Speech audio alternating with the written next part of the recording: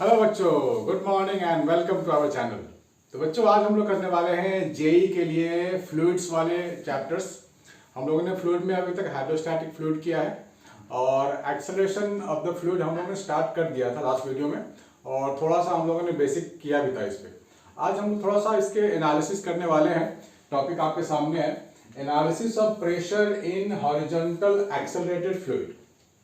जब कोई fluid horizontally accelerated होगा और क्या क्या चीजें हमारे को वहां से देखना है, सीखना है और नोट करने हैं। ठीक है बच्चों, तो बिल्कुल बेसिक से कर रहे हैं, बने रहिए और देखते रहिए। अगर आपको पसंद आता है, अगर आपको सब कुछ समझ में आता है, आपको लगता है कि जेईई एग्जाम में ये सब टॉपिक आपके लिए हेल्पफुल है, तो लाइक कमेंट शेयर जरूर करना बच्चों। चलो फिर अब बढ़ते हैं आगे। तो एक्सेलरेटेड फ्लूइड के बारे में थोड़ा सा और जानते हैं, in depth story, in depth कहानी, इन डेप्थ कॉन्सेप्ट। हमारे पास एक ऐसा कोई वेसल है, ठीक है ना, और ये अभी रेस्ट पे है। ठीक है, रेस्ट पे है तो क्या होगा, हॉरिजॉन्टल सरफेस होगा, और ये जो सरफेस है हॉरिजॉन्टल में क्या होता है, all pressure same, pressure pressure pressure will be same. अगर यहाँ पे मैं एक इमेजिनरी हॉरिजॉन्टल लाइन ड्रॉ कर लूँ तो यहाँ पे प्रेशर सेम होगा। ठीक है, अगर यहाँ P1 है तो यहाँ भी P1 है, यहाँ भी P1 है, एंड सो ऑन। लेकिन इसी फ्लूइड को अगर मैं एक्सेलरेट कर देता हूं, अगर मैंने इसी फ्लूइड को एक्सेलरेट कर दिया तो सरफेस हॉरिजॉन्टल तो रहेगा नहीं, ऐसा हो जाएगा कुछ। ठीक है ना, जो हम लोगों ने इसके पहले वाले वीडियो में किया भी था। दिस इज ए, तो ये कुछ एंगल बनाएगा with the horizontal, this is angle theta. ठीक है ना, और अगर मान लो यहाँ पर किसी प्रेशर पॉइंट ए है, मान लो यहाँ पे हम लोग प्रेशर एनालिसिस करें, ठीक है, और ये परपेंडिकुलर डिस्टेंस यहां से यहां तक मेरे को गिवन है h, और पॉइंट ए पे बोला जाए कि प्रेशर फाइंड कीजिए। ठीक है ना, और मान लेते हैं यहाँ पे प्रेशर कितना है, b है। यहाँ पे प्रेशर मान लेते हैं b है। ठीक, इसके ऊपर मान लेते हैं प्रेशर b है। तो प्रेशर ए का एक्सप्रेशन में कैसे लिखूंगा, ये आप लोग ध्यान से देख लो। प्रेशर एट ए जो मैं लिखूंगा वो मैं क्या लिखूंगा, प्रेशर एट बी। भाई एटमॉस्फेरिक प्रेशर कुछ ना कुछ तो होगा ना बी पे, B point is expose to the atmosphere, plus rho g और height H. Height H means ये वाला हाइट, इसको वाई ले लेते हैं फिलहाल, वाई। ठीक है ना, ओके। तो इसको थोड़ा सा और हम लोग अच्छे से लिख सकते हैं थीटा और एच के टर्म में। वाई को मुझे हटाना है, थीटा और एच के टर्म में लिख सकते हैं। इसके पहले वाले वीडियो में हम लोगों ने डिराइव भी किया था, अगर आपको याद हो तो, tan theta is equal to a by g, ये डिराइव किया था हम लोगों ने। छोटा सा डेरिवेशन था, नहीं किया है तो कृपया करके पहले आप ये देख लीजिए, तो आपके लिए अच्छा रहेगा। ये हो गया, तो ये y है और ये परपेंडिकुलर डिस्टेंस जो है ये h आपको गिवन है, तो इसको थीटा, ये 90 डिग्री होगा, है ना। मैं इसको फिर से ड्रॉ कर देता हूँ, this is y, this is h, और ये जो सरफेस है ये परपेंडिकुलर है, this is y, this is point B, और यहां पर आपको एक एंगल गिवन है, ये थीटा। ठीक है ना, तो ये 90 है तो ये हो जाएगा 90 माइनस थीटा, और ये हो जाएगा थीटा। सिंपल सा ज्योमेट्री है, nothing is great in this, simple geometry है। तो y को रिप्लेस करेंगे h और थीटा के टर्म में, तो क्या लिखेंगे, इस राइट ट्रायंगल में क्या लिख सकते हैं, cos theta base by hypotenuse.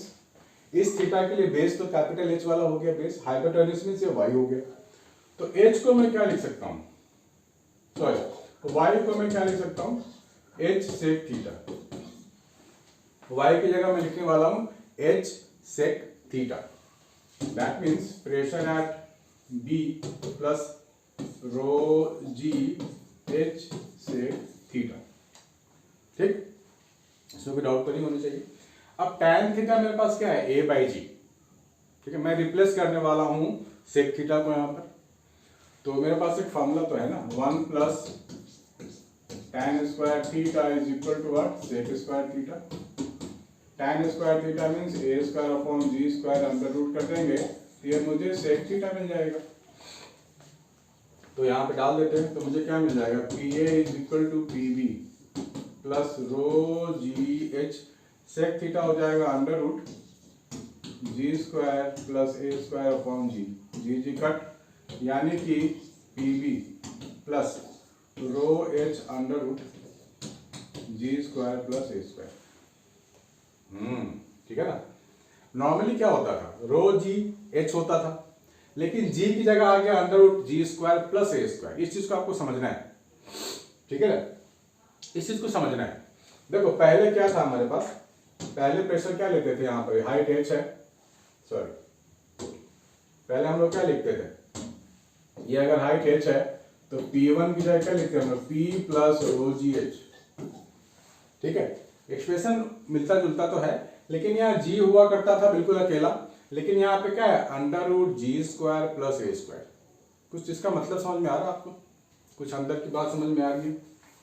यहाँ पर हम लोग ना जो ले रहे हैं under root g square plus a square, basically एक रिजल्टेंट एक्सेलरेशन आ रहा है, रिजल्टेंट ऐसे निकालते हैं ना, under root a square plus b square plus 2ab cos theta. ठीक है, इस केस में भी हम लोग वही काम कर रहे हैं, इस केस में भी हम लोग वही तो काम कर रहे हैं। चलो इसको अगर मैं हटा दूं, इसको मैं हटा देता हूं, तो मुझे क्या मिलेगा देखने को, ये एक्सेलरेशन ए है, अगर मैं किसी पॉइंट को पकड़ लूंगा, यहाँ पे कोई पॉइंट है, इसकी एक्सेलरेशन हॉरिजॉन्टल ये है और जी तो नीचे है। ठीक है, लेकिन सूडो फोर्स की अगर मैं बात करूं तो ये एक्सेलरेशन मुझे ऐसे नहीं दिखाना है, इसका ठीक उल्टा। सूडो फोर्स में क्या होता है कि अगर आप किसी को धकेल रहे हैं इधर, तो सूडो फोर्स बैकवर्ड लगता है ना, बैकवर्ड सूडो फोर्स।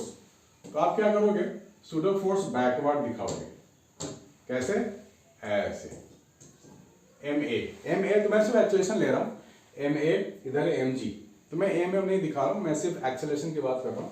तो ए और जी का जो रिजल्टेंट होगा वो कैसा बनेगा, ऐसा बनेगा। ठीक है ना, under root g square plus a square. ठीक है, तो यहाँ पे आप जितने भी पॉइंट लोगे ना, सबका जो रिजल्टेंट एक्सेलरेशन बनेगा तो यही बनेगा, under root g square plus a square.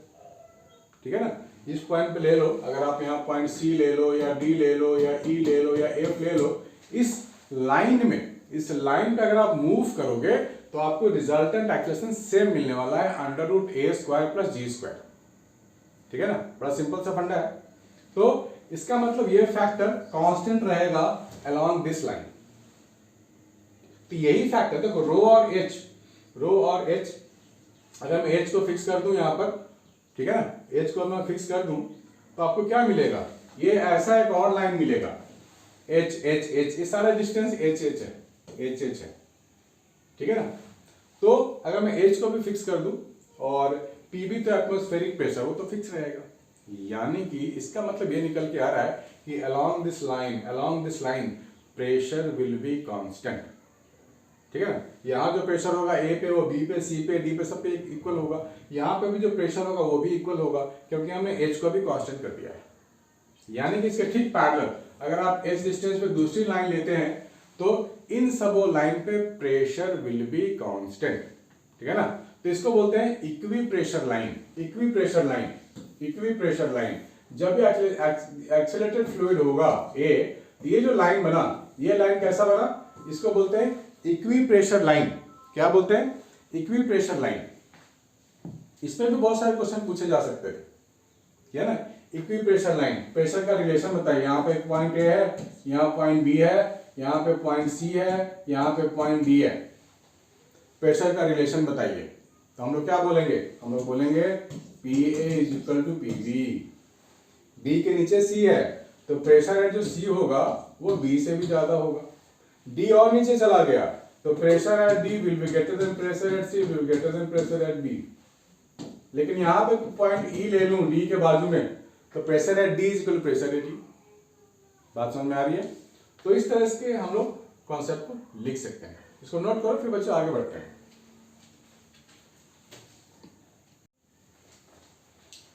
तो बच्चों थोड़ा सा आगे बढ़ते हैं और देखते हैं कि horizontal pressure in accelerated fluid क्या होगा। हमने अभी देखा, this is the pressure at A. ठीक है, प्रेशर एट ए, वो हमने क्या देखा, P B plus rho g under root g square plus a square. यहाँ पे हम लोगों ने वर्टिकल डिस्टेंस वाई को हम लोगों ने मेंशन किया था यहाँ पर, फिर वाई को हटा के हमने कि वर्टिकल डिस्टेंस लिया था कैपिटल एच के टर्म में। तो हॉरिजॉन्टल भी मैं यहाँ प्रेशर फाइंड करने वाला हूँ। हॉरिजॉन्टल प्रेशर क्या होगा ये भी देख लेते हैं। इसको हटा देते हैं, पूरे को हटा देते हैं। आप वापस से डायग्राम ड्रॉ करो वापस, और यहाँ पे आप पॉइंट ए ले लो, ठीक है ना, और ये डिस्टेंस आपके लिए एच गिवन है, और ये जो एंगल है वो थीटा है, ठीक है। तो अब आपको हॉरिजॉन्टल के टर्म में काम करना है, हॉरिजॉन्टल प्रेशर देखना है। हॉरिजॉन्टल मीन्स हॉरिजॉन्टल डिस्टेंस से रिलेटेड जो होगा ना उस प्रेशर को देखना है। तो हॉरिजॉन्टल डिस्टेंस मान लेते हैं कुछ ऐसा है x, ठीक है, इसकी एक्सेलरेशन है a, हॉरिजॉन्टल में एक्सेलरेशन है a। तो वर्टिकल जो प्रेशर लिखते हैं तो क्या लिखते हैं हम लोग वर्टिकल प्रेशर में, P is equal to what, P dash plus rho g H. ये एच क्या होता था, वर्टिकल होता था, और यहाँ पे वर्टिकल एक्सेलरेशन होता था। अब चीजों को पहले समझो, यहाँ पे क्या था P डैश, मान लो यहाँ पे पॉइंट है P और यहाँ है P डैश, तो P क्या लिखते थे, P dash plus rho g H, ये लिखते थे ना, and G is vertical acceleration. लेकिन जब हम हॉरिजॉन्टल एक्सेलरेशन की बात करेंगे तो G की जगह लिखेंगे हॉरिजॉन्टल एक्सेलरेशन और H की जगह लिखेंगे हॉरिजॉन्टल डिस्टेंस। भाई सीधा सा लॉजिक है, ठीक है ना। तो अगर मैं प्रेशर को यहाँ पे लिखूं, यहाँ पर तो पॉइंट B मैंने ले लिया, ठीक है, तो मैं लिख सकता हूं pressure at A is equal to what, pressure at B plus rho g H, ये हॉरिजॉन्टल के टर्म में लिखेंगे। डेंसिटी रो हो गया, हॉरिजॉन्टल एक्सेलरेशन A हो गया, G तो लिख नहीं सकते ना क्योंकि हम तो हॉरिजॉन्टल की बात कर रहे हैं, और horizontal distance x, horizontal distance x from the free surface. ये जो डिस्टेंस होता है हॉरिजॉन्टल वाला कहां से होता है, फ्री सरफेस। यहाँ पे फ्री सरफेस है ना, तो यहाँ से हॉरिजॉन्टल डिस्टेंस की बात करेंगे। पहले हम लोग ना वर्टिकल की बात कर रहे थे, y की बात कर रहे थे, अभी हम लोग हॉरिजॉन्टल की बात कर लेते हैं। चलो अच्छी बात है, तो रो हो गया, a हो गया, x हो गया। अब इस x को कैसे लिख सकते हैं h के टर्म में, ठीक है ना, ये क्या है 90 है, ये थीटा है, तो थीटा को रिप्लेस करना है मुझे, तो कैसे लिखेंगे, cos थीटा लिखेंगे। इस थीटा के लिए दिस इज द बेस, ठीक है ना।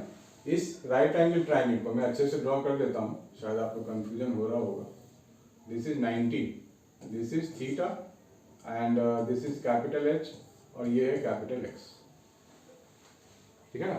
तो यहां मैं लिख सकता हूं sine theta is equal to perpendicular upon hypotenuse, लिख सकते हैं ऐसा। तो यहां से x क्या मिलेगा मुझे, h cosec थीटा, x को मैं लिखूंगा h cosec theta. So PA is equal to PB plus rho A into h cosec theta, ठीक है ना। h cosec थीटा तो लिख सकते हैं। अब tan थीटा हम लोगों ने डिराइव तो किया हुआ है a बाई जी, यहां से क्या हम लोग निकाल सकते हैं, यहां से आप निकाल सकते हो cosec थीटा, सीधा सा लॉजिक है, निकाल तो सकते हैं बिल्कुल। ये अगर p ले लें और ये अगर बेस ले लें, tan थीटा क्या होता है, परपेंडिकुलर बाय बेस, तो हाइपोटेनस तो निकाल ही सकते हैं ना। हाइपोटेनस कैसे निकालेंगे, under root a square plus b square, और cosec थीटा क्या होता है, हाइपोटेनस बाय बेस होता है, ठीक है ना। क्या होता है, हाइपोटेनस बाय परपेंडिकुलर होता है, सॉरी हाइपोटेनस। साइन थीटा होता है p बाई h, तो cosec theta h by p, h by p का मतलब हाइपोटेनस हो गया a स्क्वायर और g स्क्वायर अपॉन परपेंडिकुलर यानी कि a, ये मिल गया, ठीक। तो a और a तो खत्म, so pressure at a b plus rho h under root a square plus b square. देखो ये तो वही प्रेशर आ गया ना जो हम लोगों ने डिराइव किया था यहाँ पर ड्यू टू वर्टिकल हाइट। यहाँ पे जो प्रेशर डिराइव किया था y के टर्म में किया था, अभी हमने डिस्टेंस के टर्म में किया तो सेम आ गया। बात सही भी है, एक पॉइंट पे तो एक ही प्रेशर होगा, दो प्रेशर तो हो नहीं सकता, ठीक है ना। एक पॉइंट पे तो एक ही प्रेशर होगा ना, चाहे हॉरिजॉन्टल बोलो वर्टिकल बोलो जैसे भी बोलो, प्रेशर तो स्केलर क्वांटिटी होता है, उसकी दो क्वांटिटी पॉसिबल ही नहीं है। ये तो हमने डिस्टेंस को हमने माइनस किया, एक बार वर्टिकल के टर्म में ले रहे हैं, एक बार हॉरिजॉन्टल के टर्म में ले रहे हैं, तो दोनों प्रेशर आपको सेम मिला, मिलनी भी चाहिए। सेम नहीं मिलता तब डाउट होता है कुछ तो गड़बड़ हुआ है। एक पॉइंट में दो प्रेशर कैसे पॉसिबल है, नहीं पॉसिबल है ना।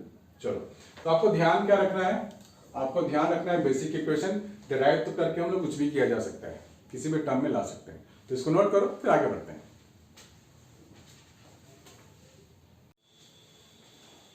ठीक है बच्चों, तो इसमें थोड़ा सा और हम लोग चीज़ों को सीखते हैं कि जब एक्सेलरेटेड फ्लूइड होता है तो एक्सेलरेशन के डायरेक्शन में प्रेशर का बिहेवियर कैसा होता है, या एक्सेलरेशन के ठीक अपोजिट डायरेक्शन में प्रेशर कम होता है, ज़्यादा होता है या सेम होता है। ध्यान से देखो, हमने एक पॉइंट ए लिया था ना, ए पे हम लोगों ने प्रेशर फाइंड कर लिया था ये, ठीक है। अगर आप पॉइंट बी लोगे जो इधर होगा लेफ्ट ऑफ दिस, तो आपको लिक्विड का एक बड़ा सा कॉलम मिलेगा जो कि ए वाले कॉलम से बड़ा होगा ना, इस कॉलम से बड़ा तो ये वाला कॉलम है, यानी कि प्रेशर एट दिस पॉइंट, ये इसको आप सी नाम दे दो, बी तो यहां ले रखा है हमने, तो प्रेशर एट सी क्या होगा, ए से ज्यादा होगा, ठीक है ना। Pressure at C will be greater than pressure at A. बढ़िया बात, ठीक है। कहने का मतलब ये हुआ कि अगर आपके पास कोई एक्सेलरेटेड फ्लूइड है, ठीक है ना, एक्सेलरेटेड फ्लूइड है, और अगर आप कोई 3 पॉइंट कंसीडर कर लेते हो, मान लो ए, बी और सी, तो जैसे जैसे आप इस लेफ्ट की ओर जाओगे, एक्सेलरेशन के उल्टा जाओगे, तो लिक्विड का कॉलम आपके लिए लंबा होता जाएगा, बड़ा होता जाएगा, यानी कि ज्यादा बड़ा कॉलम होगा तो प्रेशर भी तो ज्यादा होगा। रो जीएच का फैक्टर या इंक्रीजिंग फैक्टर है रो जीएच का, तो हम कह सकते हैं pressure at C greater than pressure at B greater than pressure at A, ठीक। यानी कि एक्सेलरेशन के ऑपोजिट में प्रेशर इंक्रीजेस, और एक्सेलरेशन के साथ अगर आप राइट साइड की ओर जाओगे तो प्रेशर कम होता है, डिक्रीज होता है, ठीक है। तो ये हमें ध्यान रखना है, इस side pressure decreases, P increases, और राइट साइड जाएंगे तो प्रेशर इंक्रीज करेगा। यस बेटा, ओके आता हूँ, चलो। तो हमें क्या ध्यान रख, 2 बातों का ध्यान रखेंगे, एक्सेलरेशन के अलॉन्ग अगर आप जाओगे तो प्रेशर कम मिलेगा, और एक्सेलरेशन के अपोजिट में जाओगे तो प्रेशर आपको ज्यादा मिलेगा, बढ़ता हुआ मिलेगा, इंक्रीजिंग ऑर्डर में मिलेगा, ठीक है। इसी फैक्टर को ध्यान में रखकर हम बहुत सारे क्वेश्चंस भी करने वाले हैं, तो इस फैक्टर को पहले आप देख लो, फिर आगे क्वेश्चंस करते हैं।